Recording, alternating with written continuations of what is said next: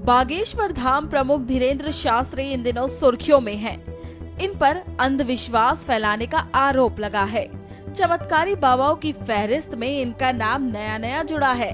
हालांकि इससे पहले भी कई ऐसे बाबा हैं जो विवादों में घिर चुके हैं और उन पर गंभीर आरोप लगे हैं। यहाँ तक कि उन्हें जेल तक जाना पड़ा है।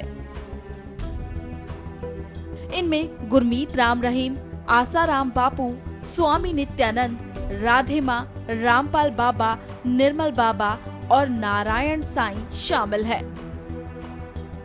सनातन धर्म का अभिप्राय है कि वेदेन प्रयुज्य विधीयमानो अर्थो धर्मा। जो वेद को प्रयुज्य कर वेद को ध्यान में रख करके वेद के नियमों को पालन करते हुए उसको माना जाए, वही धर्म है। न तो ये किसी संप्रदाय से हैं, न इनके पास किसी प्रकार की मर्यादा है, न अखाड़े से हैं, न द्वारे से हैं, न इनके गुरु का पता, न इनके किसी प्रकार कोई पता नहीं है। जो हमारी वेद परंपरा को, हमारे सनातन धर्म परंपरा को, किसी आचार्य परंपरा को मान करके जो लोग चलते हैं, वही सनातन धर्म का पालन करते हैं और वही परंपरा अनुकूल रहते हैं। बाकी ये धर्म से इनका कोई लेना देना नहीं है। व्यक्तिगत इनका धंधा है, प्रचार है, व्यवसाय है। तो आइए सबसे पहले बात करते हैं आसाराम बापू की। आसाराम बापू पर छिंदवाड़ा गुरुकुल में पढ़ने वाली एक नाबालिग छात्रा ने रेप का आरोप लगाया था। बताया गया कि 15 अगस्त 2013 को आसाराम ने जोधपुर के मड़ाई गांव में स्थित एक फार्म हाउस में उसका यौन उत्पीड़न किया। इस मामले में वो इस समय जेल की सजा काट रहे हैं।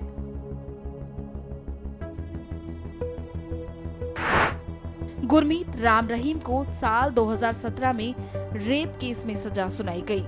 तभी से वो रोहतक की सुनारिया जेल में बंद है और कई बार पेरोल पर बाहर आते जाते रहते हैं।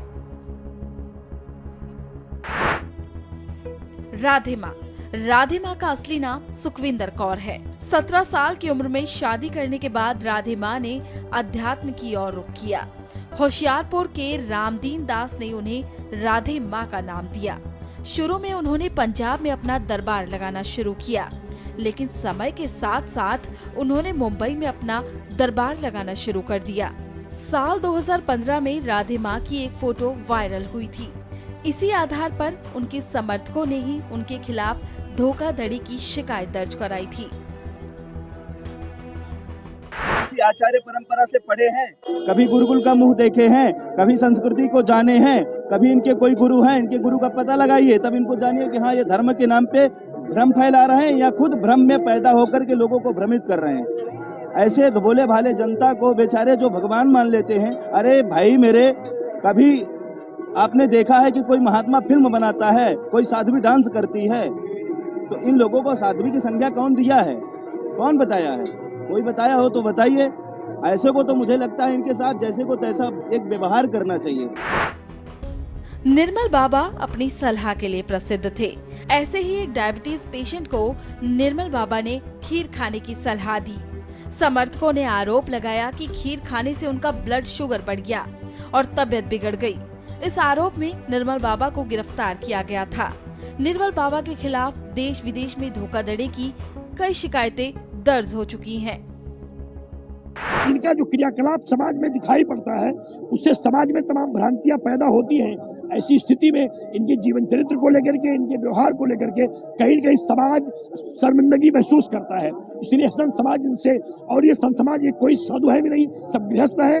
और ये गृहस्थ के तरीके से चाहे अंधविश्वास फैलाए, चाहे पूजा पाठ करें, चाहे धर्म प्रचार करें, कभी भी इनका साधु समाज में कोई महत्व नहीं रहा है।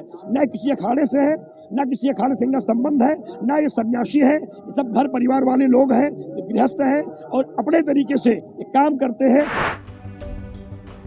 इन सभी पर दुष्कर्म से लेकर फ्रॉड तक अलग अलग तरह के आरोप लगे हैं। ये और बात है कि इन बाबाओं के अनुयायियों में अब तक किसी तरह की कमी नहीं आई है। इन्हें शोहरत के शिखर तक पहुंचाने वाले यही लोग हैं।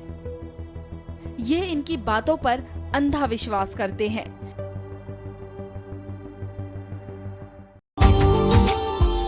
Subscribe now and press the bell icon. never miss an update.